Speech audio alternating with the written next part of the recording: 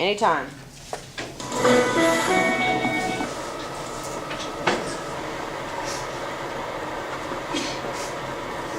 I like how in the show they had this computer simulation of somebody dying and turning, and it showed their brain activity.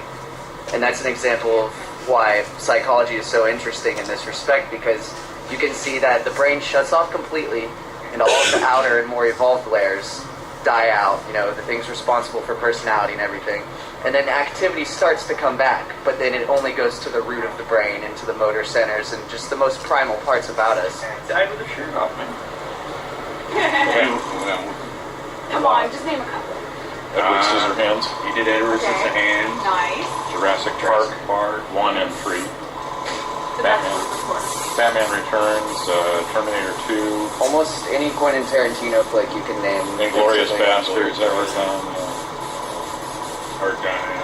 And How long they've been dead also affects what the costume looks like, because if they've been dead for a really long time, they're not going to be wearing, not much is going to be left of the clothing. The fibers would have disintegrated. I always tell my crew to make them dirty so that I can smell it, even though all the dirt is obviously fake. I want to look at them and be able to smell how gross and old and dirty they are, and how rotten their flesh is.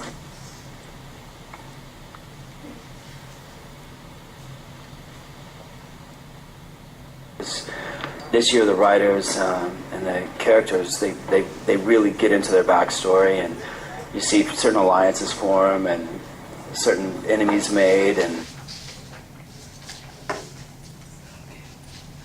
Okay, today I'm here to talk to y'all about some of the history from Georgia, the history in the making, and also some of the beautiful sights. Some of the history in Georgia was the Sonoya Indian princess. My grandma always told me that she found railroad tracks that are right next to Sonoya, and she always told us that she was actually hit by the train, and then her ghost is still there. But then some other places said that she died in combat. And then another one was part of the Civil War. During the Civil War, the Sherman's bow ties, as they marched through Georgia, they would rip the train tracks up so no one could use them to get supplies.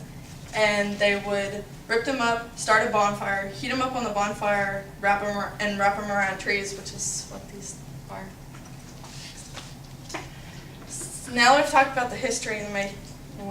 Some of the history. We're going to talk about some of the history in the making. There's a studio in Sonoya. It was known as Riverwood Studios, but now it's Raylan Studios. And some of the movies they've recorded was Catching Fire, which is they recorded in Clayton Beach, which was the cornucopia thing. And then they also did at the Swan House, which was President Snow's mansion. Another one was after they battled for Footloose, the remake in 2011. They recorded it at the Raceway in Sonoya. And then the video I showed you at the beginning, 10 out of all 20 of y'all said y'all know The Walking Dead, and only 7 of y'all knew where it was recorded, which was in Georgia. Here's one of the towns they've used, and you can go and actually watch them record it, and it's actually really cool. You can go see the clan of zombies and stuff. And then some of the beautiful sights is the reason why they do some of the history in the making, which is the movies.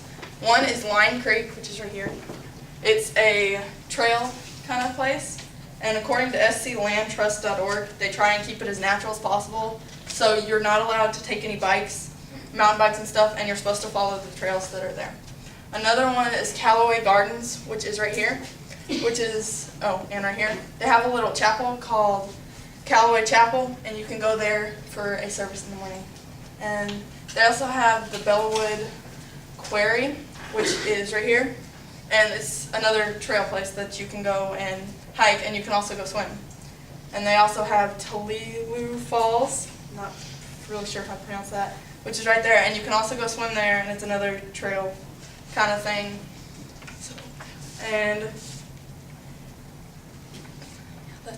And now that we've talked about that, I hope that y'all have learned about some of the history in the making, and some of the beautiful sights that are in Georgia, and hope that maybe one day y'all will want to visit.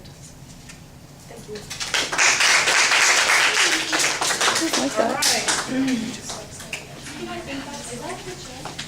Okay.